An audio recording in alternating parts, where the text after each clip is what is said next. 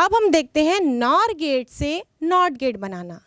जब नॉर से नॉट को बनाया जाता है तो ये नॉर का सर्किट सिंबल है। अब हमको नॉट बनाना है। नॉर में कई इनपुट हैं जिसका निगेशन होकर मिल रहा है। अब नॉट बनाने के लिए सारे इनपुट को एक कर देंगे तभी तो वो नॉट गेट बनेगा। तो इसके दोनों इनपुट को हम जोड़ देंगे।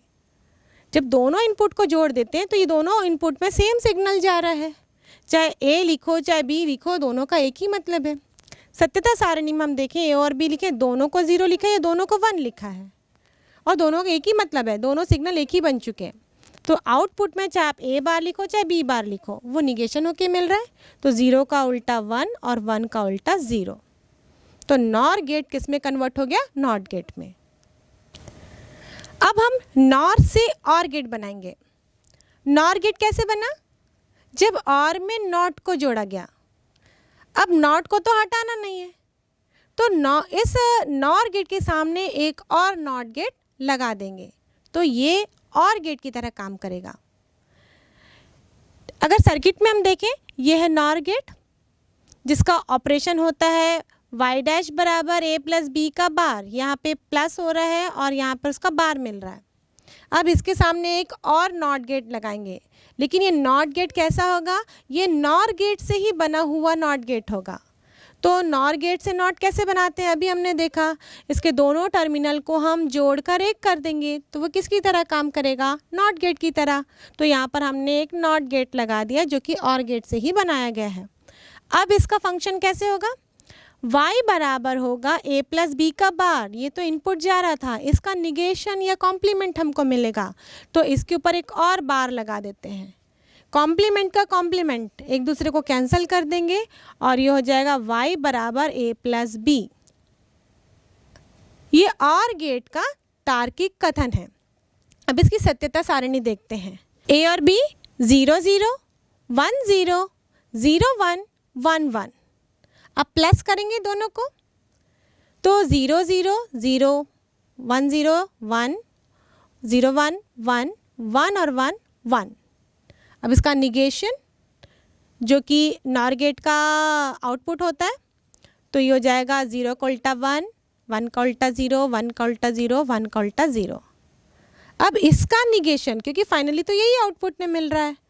आउटपुट में क्या मिल रहा है हमको? y बराबर a प्लस बी बार का बार। तो ये वाला जो पोर्शन है जो आउटपुट में हमको यहाँ पर प्राप्त हुआ है, इन दोनों गेट के बीच में इसका उल्टा करेंगे क्योंकि यही इनपुट होकर जा रहा है। तो 1 का उल्टा 0, 0 का उल्टा 1, 0 का उल्टा 1 और 0 का उल्टा 1 प्राप्त होगा। और ये किसका ट्रूथ टेबल है? ये और गेट का है। अब हम नॉर गेट से एंड गेट बनाएंगे। ये दोनों के ऑपरेशन अलग अलग है। और गेट में प्लस होता है, एंड में डॉट, मतलब प्लस को डॉट में कन्वर्ट करना है। तो फिर यहाँ पर हम डी मॉर्गन प्रमेय का इस्तेमाल करेंगे और इसको कैसे बनाते हैं ये देखते हैं। ये है नॉर गेट और इस नॉर गेट के दोनों इनपुट में हमने दो और नॉर गेट जोड़ दिया और इस नॉर गेट के दोनों इनपुट्स को जोड़कर हमने इसको नॉट गेट में कन्वर्ट कर लिया। माने कि यहाँ पर ए सिग्नल देंगे निवेशी तो उसका हमको आउटपुट मिलेगा ए बार, और यहाँ पे बी देंगे तो उसका आउटपुट मिलेगा बी बार। यानी कि अब ए बार और बी बार इनपुट बन के उस नॉर गेट में एंटर कर रहे हैं तो उसका आउटपुट क्या होगा? यहाँ पर होना है प्लस ऑपरेशन। तो y बराबर इन दोनों सिग्नल का प्लस होके मिलेगा पहले तो y बराबर ए बार प्लस बी बार लिखेंगे। उसके बाद इसका निगेशन होके मिलेगा क्योंकि ये नॉर गेट है, तो y बराबर ए बार प्लस बी बार का बार। अब ये होल बार को इन दोनों चरों में यदि मैं डिस्ट्रीब्यूट करूं तो प्लस किस में कन्वर्ट हो जाएगा? डॉट में। तो यहाँ पर लिखेंगे हम लोग y बराबर ए बार का बार, क्योंकि ये बार को डिस्ट्रीब्यूट किया, ये प्लस की जगह हो जाएगा डॉट बी बार का बार। अब a कॉम्प्लीमेंट का कॉम्प्लीमेंट a मिलेगा और b कॉम्प्लीमेंट का कॉम्प्लीमेंट वो b मिलेगा। तो फाइनली आउटपुट में क्या मिलता है? y बराबर a डॉट b। अब इसकी सत्यता सारणी बना के चेक करते हैं हम। यहाँ पर हम a और b पॉसिबल कॉम्बिनेशन लेंगे 0 0 1 0 0 1 1 1। अब a बार a का निगेशन, 0 का 1 1 का 0 0 का 1 1 का 0। b बार b का उल्टा 0 का 1, 0 का 1, 1 का 0, 1 का 0। अब दोनों को पहले ऐड कर देते हैं क्योंकि यहाँ पर और गेट था। दोनों को ऐड करें तो 1 + 1 1, 0 + 1 1, 1 + 0 1 और 0 + 0 0।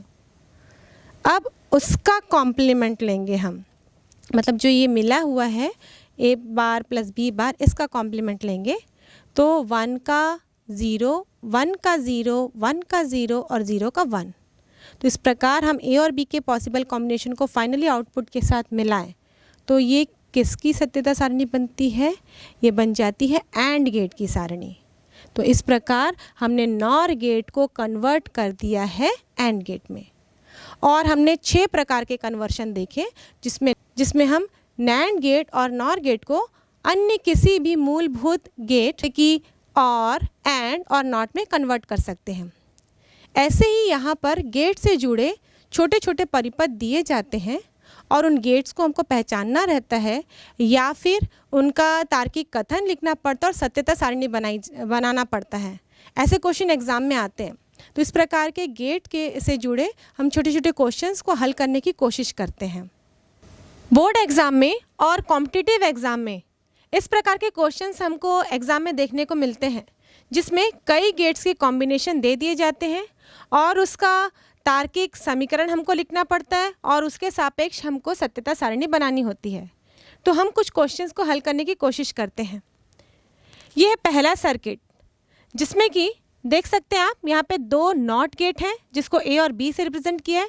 ये दोनों नॉट गेट के आउटपुट जा रहे हैं एक नॉर गेट में। अब इसका तार्किक समीकरण क्या होगा, इसकी सत्यता सारणी क्या होगी? तो हम लोग एक एक स्टेप करके आगे बढ़ेंगे। तीनों बेसिक गेट्स के हम ऑपरेशंस तो पढ़ चुके हैं, तो हर एक एक आउटपुट में हम इन बेसिक ऑपरेशंस को लिखते जाएंगे और लास्ट में हम देखेंगे आउटपुट क्या मिलता है। जैसे कि पहला गेट ये नॉट गेट है। नॉट गेट में कौन सी क्रिया होती है? निगेशन, यानी कि उल्टा। तो यहाँ पे हम a का उल्टा यानी कि a बार लिखेंगे। वैसे ही b वाले नीचे वाले गेट में यहाँ पे भी b का निगेशन होगा तो यहाँ पर भी आ जाएगा b बार। अब ये a बार और b बार इस आगे वाले गेट में घुस रहे हैं। इस आगे वाले गेट यानी कि नॉर गेट में हम देखें सब कौन सी ऑपरेशन होती है। सबसे पहले तो यहाँ प्लस होगा, मतलब a बार प्लस b बार होगा और यह गोला लगा है मतलब इसका भी निगेशन होगा। तो a बार प्लस b बार का निगेशन हमको आउटपुट में प्राप्त होगा। आप यहाँ तक भी लिख सकते हैं समीकरण और इसके आधार पर भी सत्यता सारणी बना सकते हैं, वो भी आंसर करेक्ट होगा। या फिर इसको और हल कर सकते हैं, हल कर लेंगे डी मॉर्गन प्रमेय का इस्तेमाल करके और उसके बाद सत्यता सारणी भी बना सकते हैं। दोनों ही तरीके करेक्ट हैं, दोनों में आंसर एक ही आता है। जब हम डी मॉर्गन प्रमेय को लगा लेते हैं तो हमारा समीकरण एकदम सरल दिखता है, तो उसके आधार पर सत्यता सारणी हम आसानी से बनाते हैं। और अगर ऐसा भी नहीं है, अगर आप वापस पुराने स्टेटमेंट से भी सत्यता सारणी बनाएंगे तो ध्यान रखना पड़ेगा कब हमने a बार लिया, b बार लिया, कब गुणा कर रहे हैं, कब निगेशन कर रहे हैं, थोड़ी सतर्कता से हमको काम लेना पड़ेगा। तो फिलहाल यहाँ पर हम डी मॉर्गन प्रमेय का इस्तेमाल करते हैं। ये जो बड़ा वाला निगेशन ये दोनों में बट जाएगा। जब ये दोनों में बटेगा तो ये प्लस जो है वो डॉट में कन्वर्ट होगा। डी मॉर्गन का प्रमेय यही कहता है कि अगर बार 2 अलग अलग चरों में बटता है तो प्लस का डॉट हो जाता है और डॉट का प्लस हो जाता है। तो यहाँ हम लिखेंगे a बार का बार डॉट b बार का बार। a बार का बार मतलब a, b बार का बार मतलब b, तो ये जगह a डॉट b। और ये a डॉट b किसका ऑपरेशन है? ये है एंड गेट का। तो फाइनली ये जो पूरा गेट हमको मिल रहा है वो कौन सा गेट है? वो एंड गेट है। अब इसकी सत्यता सारणी बना लेते हैं। सत्यता सारणी बनाएंगे तो वही पॉसिबल इनपुट के कॉम्बिनेशंस लिखेंगे हम। ए बी का 0 0 1 0 0 1 1 1। अब आउटपुट y बराबर हमें मिल रहा है a डॉट बी। 0 0 को गुणा करेंगे 0, 1 0 का 0, 0 1 का भी 0, 1 1 का मिलेगा हमको 1। तो ये टोटल 3 नंबर का क्वेश्चन है। 1 नंबर लॉजिकल स्टेटमेंट लिखने में और 2 नंबर सत्यता सारणी बनाने में। अब आगे हम नेक्स्ट परिपथ देखते हैं। इस प्रकार का परिपथ है। यहाँ पे एक एंड गेट भी है, यहाँ पर एक और गेट भी है और थोड़ा यहाँ पे सर्किट आपको देखकर लग रहा होगा ये क्या हो गया, ये यहाँ से ए ऊपर भी जा रहा है एंड गेट में, यहाँ और गेट में भी आ रहा है, तो इसमें घबराने की आवश्यकता नहीं है। यहाँ पर हम एक एक करके स्टेप बाय स्टेप लिखेंगे। ये जो ए इनपुट है वो एंड गेट में भी जा रहा है और यही ए इनपुट और गेट में भी आ रहा है, तो और गेट का ये पहला टर्मिनल ये भी ए हो जाएगा, दूसरा इनपुट ये बी है। यह कौन सी प्रक्रिया होती है, प्लस ऑपरेशन, तो यहाँ आउटपुट में हमको मिलेगा y डैश बराबर a प्लस बी। अब इस एंड गेट को हम देखें तो एक इनपुट इसका a है और दूसरा इनपुट a प्लस बी है। अब एंड गेट में कौन सा ऑपरेशन होता है, डॉट होता है, तो दोनों इनपुट का डॉट कर देंगे। ऊपर वाला इनपुट a, नीचे वाला इनपुट a प्लस बी, यहाँ पर दोनों का होगा डॉट ऑपरेशन। अब इसकी सत्यता सारणी बनाते हैं। पॉसिबल इनपुट का कॉम्बिनेशन 0 0 1 0 0 1 1 1, a प्लस बी। अब ये a और b को प्लस करेंगे, 0 0 को प्लस करेंगे 0, 1 प्लस 0 1, 0 प्लस 1 1, 1 प्लस 1 1। अब ये जो a प्लस बी मिला है इसको हमको a से गुणा करना, b से कोई मतलब नहीं। ये जो थर्ड कॉलम है उसको हमको गुणा करना है फर्स्ट वाले से, तो ध्यान रखते हुए करेंगे गुणा। 0 0 0, 1 1 1, 0 1 0, 1 1 1, तो ये इसकी सत्यता सारणी होगी। अब इसे थोड़ा सा कॉम्प्लिकेटेड क्वेश्चन लेते हैं। यहाँ पे ये तीसरा परिपथ, यहाँ पर सब जगह निगेशन लगा हुआ है, थोड़ा सा कॉम्प्लिकेटेड दिख रहा है, पर इसको सॉल्व करते हैं स्टेप बाय स्टेप। पहले वाले गेट में यहाँ फर्स्ट में आप एक सिरे में देखें तो ए इनपुट जा रहा है, दूसरे सिरे में बी। इस गेट में यानी कि एंड गेट में कौन सी क्रिया होती है, डॉट, तो यहाँ पर ए डॉट बी हो जाएगा। लेकिन यहाँ निगेशन भी है, बबल लगा, इसका मतलब इसका उल्टा भी करना है, तो यहाँ पर हो जाएगा y डैश बराबर a डॉट बी का बार। ये पहला वाला गेट हल हुआ। अब यही इनपुट a आगे वाली गेट में भी बढ़ रहा है और यहाँ नीचे देखें तो b से जुड़ा हुआ है एक not gate. Not gate negation करेगा यानी यहाँ पर b का हो जाएगा उल्टा b बार। अब ये दोनों इनपुट जा रहे हैं एक ऐसे गेट में जहाँ पर होना है प्लस ऑपरेशन और उसके बाद होना उसका निगेशन, तो यहाँ पर a dot B bar plus B bar दोनों को जोड़ दिए। अब ये आउटपुट में जब निकलेगा तो इसका निगेशन हो जाएगा क्योंकि सामने में एक बबल लगा है, तो यहाँ हम लिखेंगे a dot B bar plus B bar का होल बार। ये आउटपुट है और इस आउटपुट से भी आप सत्यता सारणी बनाएंगे ना तो आंसर वही आएगा जो हम सरल करने के बाद बनाएंगे। सरल करने के लिए हम क्या लगाएंगे, डी मॉर्गन का प्रमेय। तो यहाँ डी मॉर्गन का प्रमेय लगाते हैं। इसके अनुसार ये बड़ा वाला बार ये दो राशियों में बटेगा, तो हम लिखेंगे y डैश बराबर a डॉट बी बार का बार प्लस ऑपरेशन, अब डॉट बन जाएगा, ये हो जाएगा डॉट b बार का बार, और हमको आउटपुट में मिलेगा y बराबर a डॉट बी। अब इसकी सत्यता सारणी बना लेते हैं, इजीली बन जाएगा।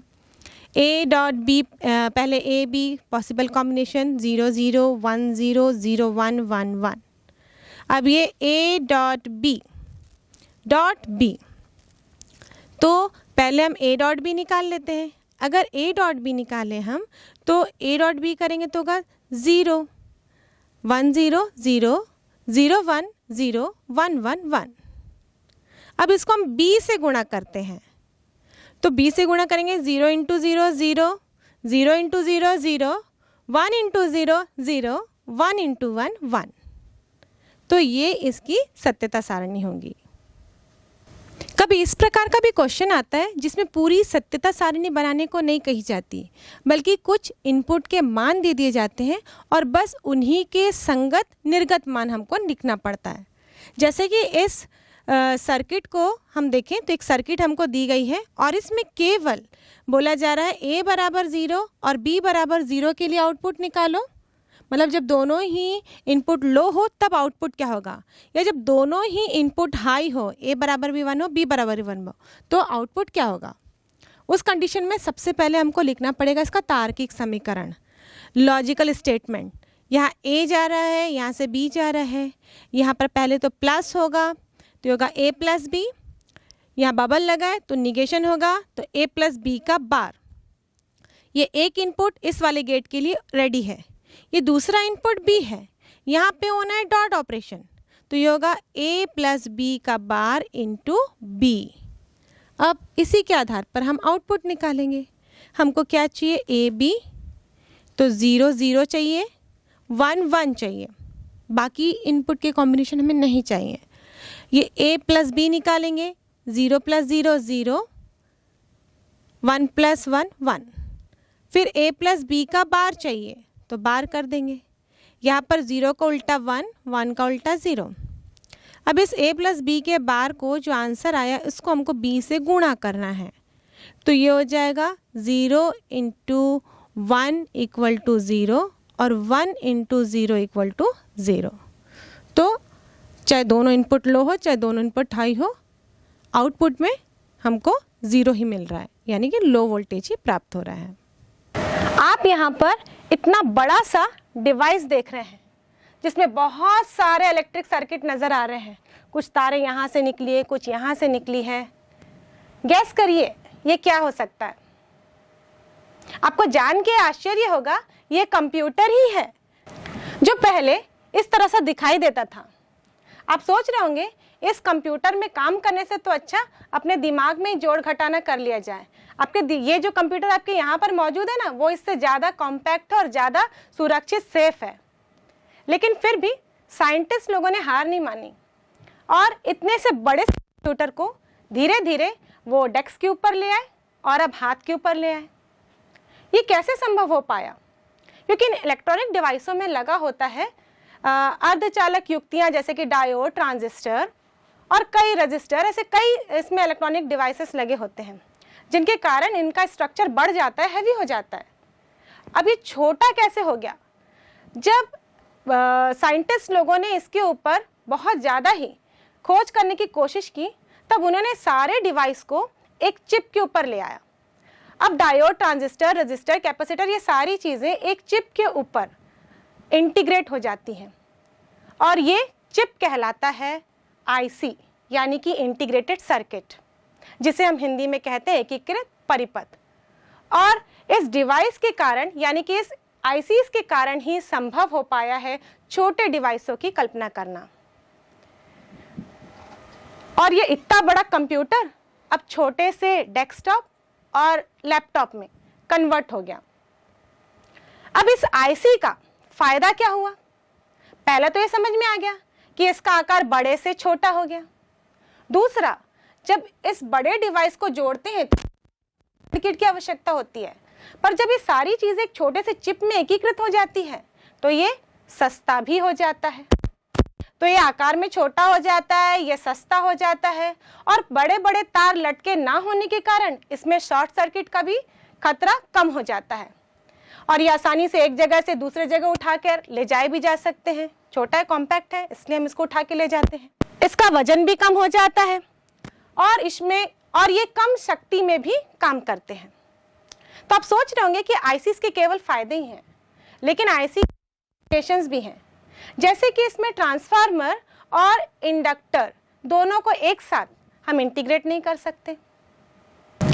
ये आईसीज हाई फ्रीक्वेंसी में भी काम नहीं करते और यदि इन आईसी से किसी एक घटक में भी यदि कुछ कमी आ जाए, त्रुटि आ जाए, तो हमको पूरा आईसी चेंज करना पड़ता है। और इन घटकों के आधार पर ही जो आईसीज होते हैं वो कैटेगराइज किए गए हैं, वर्गीकृत किए गए हैं। जैसे कि पहला है स्मॉल स्केल इंटीग्रेशन, इसमें 10 या उससे कम घटक होते हैं। दूसरा है मिडिल स्केल इंटीग्रेशन, इसमें 100 या उससे कम घटक होते हैं, मतलब अधिकतम घटकों की संख्या 100 होती है। तीसरा है लार्ज स्केल इंटीग्रेशन, इसमें घटकों की संख्या 1000 तक होती है। और चौथा है वेरी लार्ज स्केल इंटीग्रेशन, इसमें घटकों की संख्या 1000 से अधिक होती है। इस प्रकार आईसीज में किए जाते हैं और इस आईसीज में जितने ज्यादा उतने ही इनमें टर्मिनल्स की संख्या बढ़ जाती है। जैसे कि देख सकते हैं छोटा सा एसी है जिसमें कम घटक होंगे, और ये देखिए इतना बड़ा सा एसी है जिसमें कि कई टर्मिनल्स होंगे, इसमें कई पैर हम, तो इसमें घटकों की संख्या भी